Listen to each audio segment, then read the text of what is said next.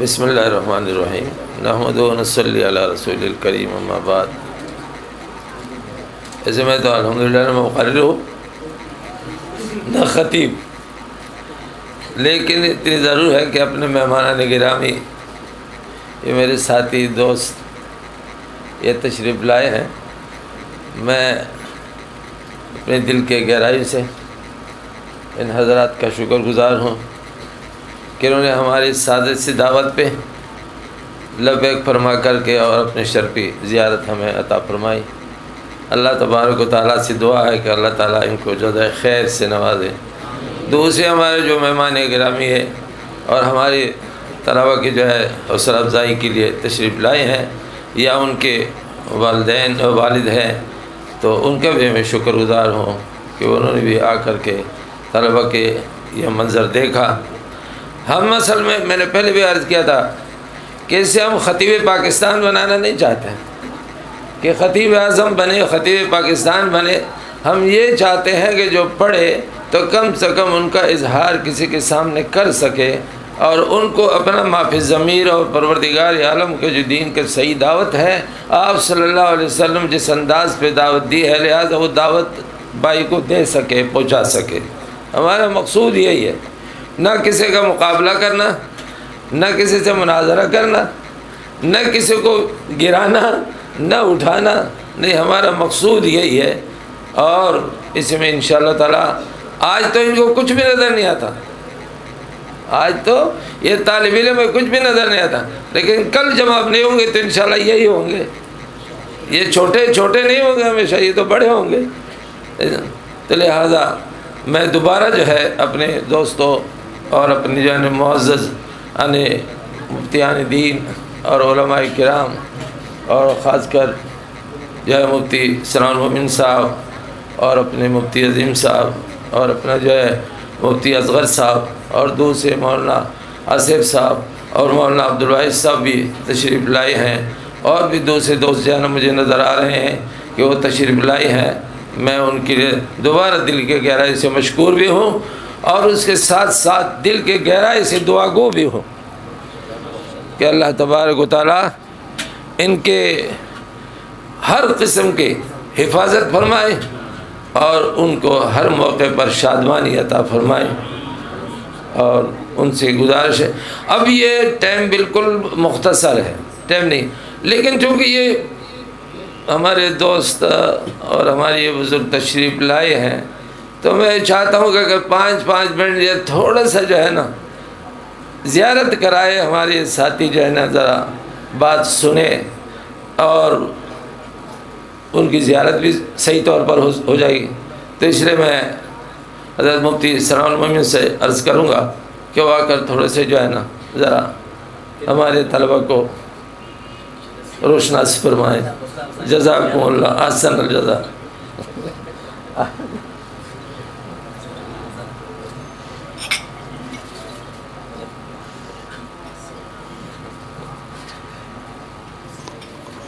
بسم اللہ الرحمن الرحیم، الحمدللہ والصلاة والسلام علی سیدنا رسول اللہ وعلی آلہ وصحبہ ومن والہ، اما بعد۔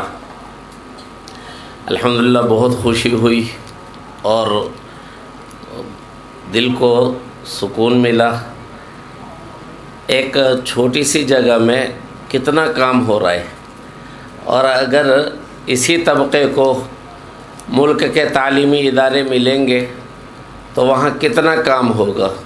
وہ ویران سکول جو بھینسوں کے باڑے بنے ہوئے ہیں، وہ کالج اور یونیورسٹیاں کے جہاں سوائے بے حیائی کے اور کچھ نہیں ہے، اگر اس طبقے کے پاس وہ تعلیمی ادارے آئیں گے تو پھر ان تعلیمی اداروں کی کارکردگی کیسے ہوگی۔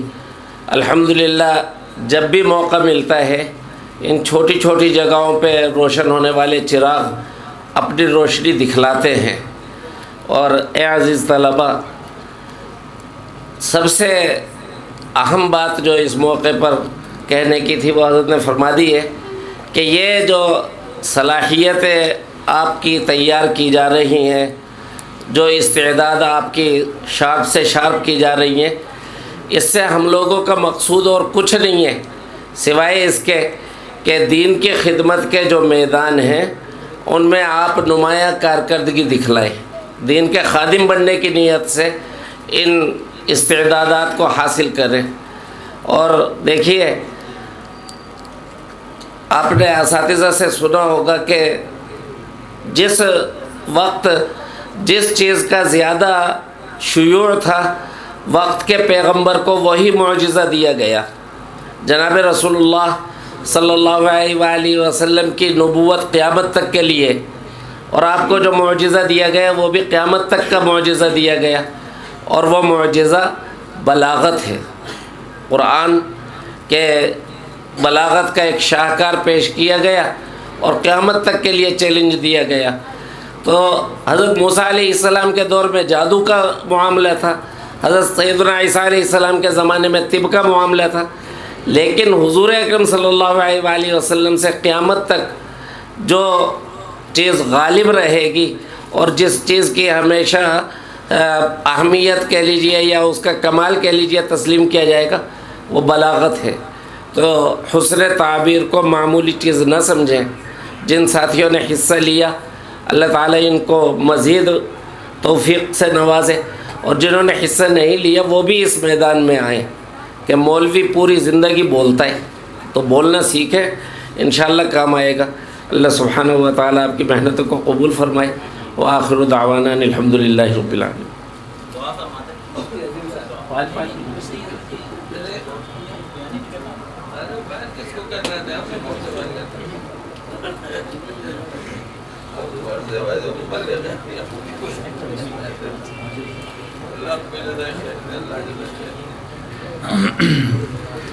نحمدہ و نصلی علی رسولہ الکریم۔ ایک دو باتیں جو میں نے ایک دوسرے مدرسے میں گیا تھا وہاں پر بیان کی تھیں، وہی باتیں ذہن میں آ رہی ہیں۔ کابرین کی موجودگی میں حقیقت یہ ہے کہ بات کرنا بہت مشکل ہے۔ حضرت مولانا مفتی ثناء المومن صاحب ہمارے ساتھی بھی ہیں، اور ایک ساتھ ہم کھانا بھی کھاتے رہے ماشاءاللہ، تو بڑے ان سے محبت والا تعلق ہے۔ ان کی بات بہت قیمتی ہے کہ بولنا سیکھنا، اور اس کی تربیت جو ہے نا یہ اسی عمر میں اور اسی ماحول میں اگر ہم جو ہے کریں گے اور تربیت لیں گے تو یہ کام آئے گا۔ اور اس پر میں نے ساتھیوں کو ایک بات بتائی تھی کہ ہمارے ایک استاد محترم ہیں، بہت بڑے استاد، انتقال فرما گئے ہیں، تو وہ طلباء اکرام کو نصیحت فرما رہے تھے کہ طلباء اکرام سے یہ فرمایا کہ ابھی جو عادت ڈالو گے اپنے اندر وہی عادت آپ کی پکی رہے گی، اور اسی پر جو ہے تمہاری زندگی بسر ہوگی۔ عمومی طور پر یہی ہوتا ہے۔ پھر فرمایا کہ دیکھو جی، میں ہوں نا، اپنے بارے میں فرمایا طالب علمی کی زمانے سے میں 4 رکعتیں جو ہے تہجد کی پڑھتا تھا، 4 رکعتیں تہجد کی طالب علمی کے زمانے میں پڑھتا تھا، اور ابھی بھی 4 ہی پڑھتا ہوں۔ اور ان کا یہ پڑھنا ماشاءاللہ حدیث کے حوالے سے اور محنتیں بھی بہت زیادہ تھیں ان کی ماشاءاللہ۔ فرمایا یہ 4 رکعتیں جو ہے نا چھوٹتی بھی نہیں ہیں، پڑھتا یہی 4 ہوں لیکن کبھی چھوٹی بھی نہیں ہے، ان سے عادت ایسی بنی ہوئی تھی۔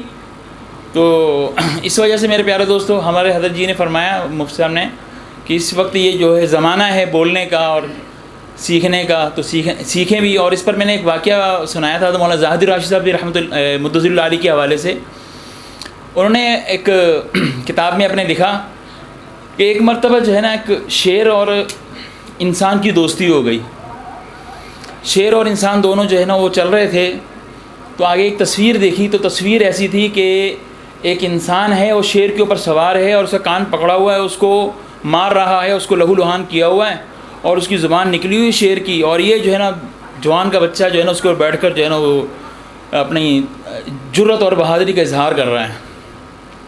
ابھی انسان نے جو ہے نا اس شیر سے کہا، جو اس کا دوست تھا، جو چل رہے تھے، شیر دیکھ کیسا انسان بہادر ہے، کیسا انسان بہادر ہے، ایک شیر کے اوپر قابو کیا ہوا ہے، اور وہ جو ہے نا اس کے تابع ہے، اور دیکھو سانس اس کی جو ہے نا وہ زبان باہر نکلی ہوئی ہے، اور بالکل جو ہے نا دم دبائی ہوئی ہے اس نے، یہ ہے انسان کی بہادری۔ تو شیر نے جواب پتہ کیا دیا کہ اصل بات یہ ہے کہ قلم جو ہے نا انسان کے ہاتھ میں ہے، قلم جو ہے نا انسان کے ہاتھ میں تھی، انہوں نے یہ تصویر بنا دی۔ اگر جو ہے نا ہمیں بھی قلم چلانا آتی نا، بولنا آتا، اگر ہمیں بھی پاس ہوتا تو ہم کوئی اور تصویر ہوتی۔ تو اس وجہ سے میرے پیارے دوستو، یہ قلم اور یہ زبان یہ جو ہے ہمارا اختیار ہے، اور قرآن پاک میں بھی اس کو بڑی اللہ تعالیٰ نے بیان فرمایا، الرحمن علم القرآن خلق الانسان علمہ البیان، بڑا اعزاز کے طور پر بیان فرمایا اور نعمت کے طور پر بیان کیا۔ اللہ تعالیٰ جو ہے نا مجھے بھی عمل کی توفیق عطا فرمائے اور آپ سب کو بھی۔ وآخر دعواہم الحمدللہ رب العالمین۔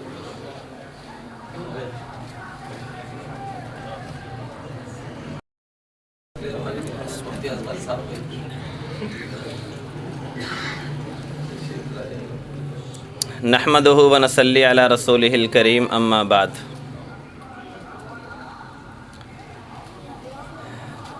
آپ حضرات نے منطق کی کتابوں میں انسان کی تعریف حیوان ناطق پڑھی ہے۔ یہ ناطق وہ صفت ہے جو انسان کو دیگر مخلوقات سے ممتاز کرتی ہے۔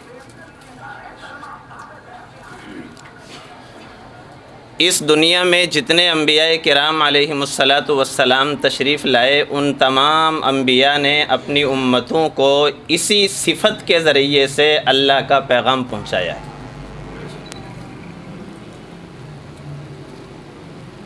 حضرت موسیٰ علیہ الصلاۃ والسلام نے اللہ تبارک و تعالی سے دعا کی تھی کہ یا اللہ وَأَخِي هَارُونُ هُوَ أَفْصَحُ مِنِّي لِسَانًا، کہ یا اللہ میرا بھائی ہارون زبان کے حساب سے، بولنے کے اعتبار سے مجھ سے زیادہ فصاحت و بلاغت رکھتے ہیں، ان کو میرے ساتھ کر دیجئے تاکہ یہ بھی میرے ساتھ فرعون کی طرف چلے۔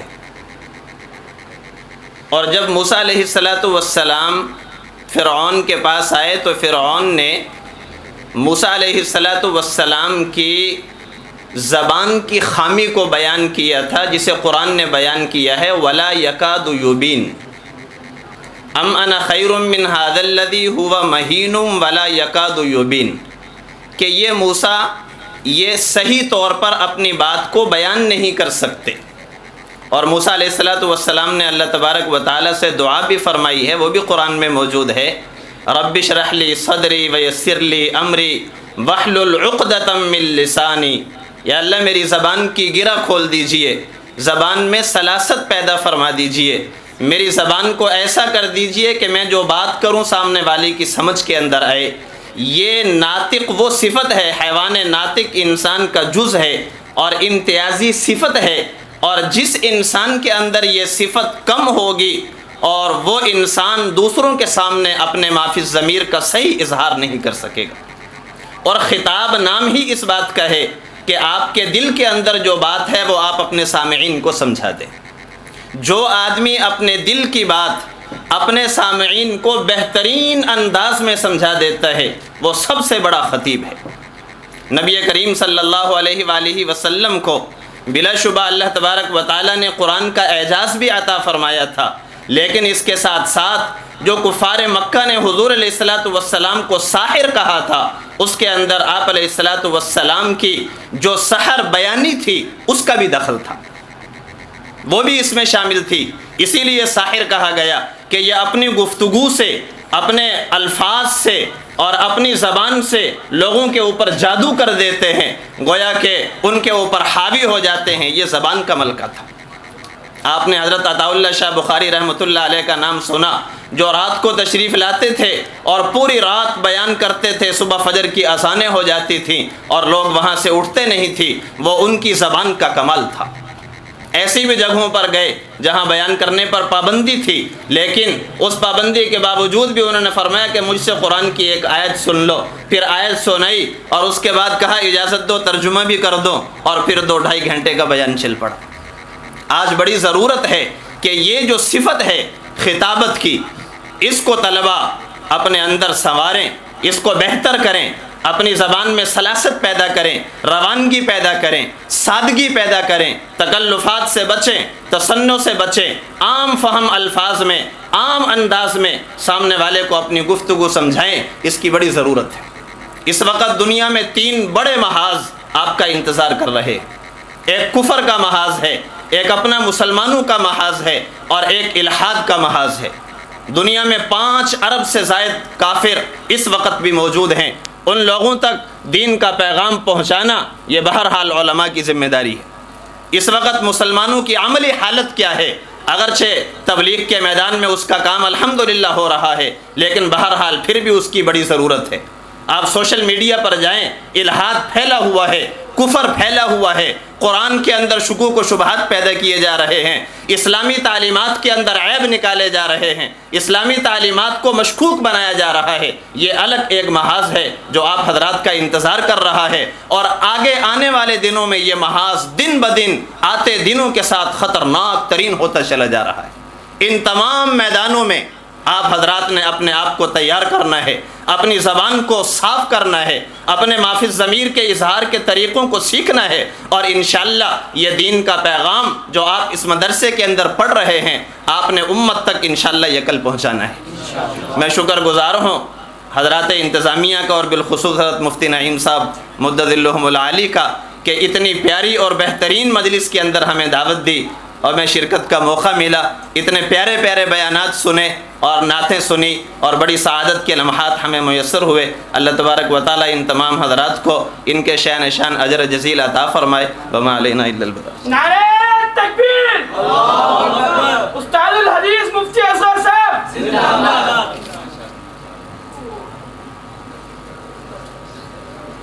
مفتی آصف صاحب زندہ باد۔ نحمدہ و نصلی علی رسولہ الکریم، اما بعد، فاعوذ باللہ من الشیطان الرجیم، بسم اللہ الرحمن الرحیم، فاسألوا اہل الذکر ان کنتم لا تعلمون۔ صدر مجلس حضرت مولانا مفتی نعیم صاحب، حضرت مولانا عزیز الرحمان صاحب، اور دیگر اساتذہ کرام مدرسے کے، اور جو مہمانان ہیں گرامیہ ہیں، السلام علیکم ورحمۃ اللہ وبرکاتہ۔ یہ مجلس بڑی بابرکت مجلس تھی، بہت دل خوش ہوا اس مجلس کو دیکھ کر۔ اس میں طلباء کی جو نعتیں ہیں اور بیانات ہوئے تو اس سے بڑا دل خوش ہوا۔ یہ مجلس ہے، جیسے کہ حضرت مولانا عزیز الرحمان صاحب نے فرمایا کہ خطابت کا جو مقصد یہ نہیں ہے کہ کسی سے لڑائی جھگڑا کرنا، یہ مقابلہ بازی کرنا، اصل مقصد ہے معافی ضمیر کا اظہار کرنا، اس کو ظاہر کرنا، اور وہی مقصد ہمارا ہے کہ اس کے اندر اخلاص ہونا چاہیے۔ اخلاص، تقوی، پرہیزگاری، اسی سے پھر یہ چیزیں پیدا ہوتی ہیں۔ اگر کوئی آدمی یہ چیزیں نہیں ہوتی ہیں نا، پھر انسان کے اندر بڑائی آ جاتی ہے، عجب پسندی آ جاتی ہے، اپنے آپ کو بڑا سمجھنے لگ گیا، میرے سے بڑا کوئی نہیں ہے۔ تو ہمارے اندر اصل میں یہ چیزیں تمام آج کل کے دور میں فتنے پیدا ہو رہے ہیں، ان فتنوں کے اندر علمی رسوخ حاصل کرنا ضروری ہے۔ علمی میدان کے اندر جتنی بھی کتابیں پڑھائی جا رہی ہیں، جتنے بھی نصاب پڑھایا جا رہا، اس نصاب کے اندر جو کتاب ہے اس کے اندر رسوخ حاصل کرنا ضروری ہے، کیونکہ جتنے بھی فتنے آئیں گے ان کا مقابلہ جب بھی ہو سکتا ہے علم میں رسوخ ہوگا۔ اگر علم میں رسوخ حاصل نہیں ہے تو پھر اس کا مقابلہ نہیں کر سکتا۔ ہمارے اکابر اور اسلاف، حضرت مولانا رحمۃ اللہ کیروانی رحمۃ اللہ علیہ، انگریزوں کا دور تھا، کیسا مقابلہ کیا، عیسائیوں نے کئی طریقے اپنائے اس کو خلاف۔ علماء یہاں اب تک فرماتے ہیں کہ اگر وہ 1 سال تک حیات رہتے تو پوری عیسائیت کے بر صغیر سے خاتمہ ہو جاتا، کیونکہ ان کے علمی رسوخ تھا نا۔ انہوں نے کتنے ہی پتہ نہیں لوگوں کو کیا مسلمان، یہ فارسی، عربی، اس کے اندر کیا مہارت پہ تھے، اس کے لیے لوگ تیار کیے تھے انگریزوں نے مسلمانوں کے خلاف۔ انہوں نے کئی سارے اعتراضات، ہزاروں اعتراضات قرآن پہ کیے، اسلام پہ کیے، لیکن اس کا مقابلہ کیوں کہ ہمارے اکابر اسلاف نے علم کے ذریعے کیا، اور علم اور رسوخ ان کو پورا حاصل تھا۔ تقوی، للہیت، اخلاص، جیسے شاہ اسماعیل شہید رحمۃ اللہ علیہ کے بارے میں آتا ہے کہ دہلی کی جامع مسجد میں وہ تقریر کرتے تھے، بیان ہوتا۔ ایک بندہ ان کے پاس آیا، تقریر ختم ہو گئی، حضرت سے فرمایا کہ حضرت میں تو آپ کا بیان سننے کے لیے آیا تھا، وقت تو ختم ہو گیا۔ تو حضرت نے فرمایا کہ بیٹھ جا، اس کے سامنے پوری تقریر کر دی۔ تو لوگ کسی نے بولا حضرت آپ نے اس کے سامنے پوری تقریر کر دی، ابھی تو بیان کیا تھا۔ حضرت نے فرمایا پہلے بھی مقصود اللہ تھا، اب بھی مقصود اللہ ہے۔ تو ہمارے اکابر اور اسلاف تو ایسے تھے، تو اس کے اندر تکبر، غرور، یہ چیزیں انسان کے اندر نہیں ہونی، اخلاص، للہیت، یہ چیزیں انسان کے آگے کام آتی ہے۔ تو بہرحال وقت کی قلت بھی ہے، مقصد یہی ہے کہ انسان کے اندر کیا تقوی، للہیت، ان اکرمکم عند اللہ یتقاکم، اللہ کے نزدیک سب سے معزز ترین آدمی کون ہے کہ جو متقی اور پرہیزگار ہو۔ تقوی اور پرہیزگاری اپنی زندگی میں ہوگا تو انسان اس کے ساتھ علم بھی حاصل ہوگا، اس کے اندر نورانیت بھی حاصل ہوگی۔ بہرحال میں کیا مدرسے کی انتظامیہ کو شکر گزار ہوں کہ انہوں نے ہمارے کو اس دعوت کے اندر مدعو کیا۔ اللہ تعالیٰ نے کی زندگیوں میں علم میں برکت عطا فرمائے، آمین۔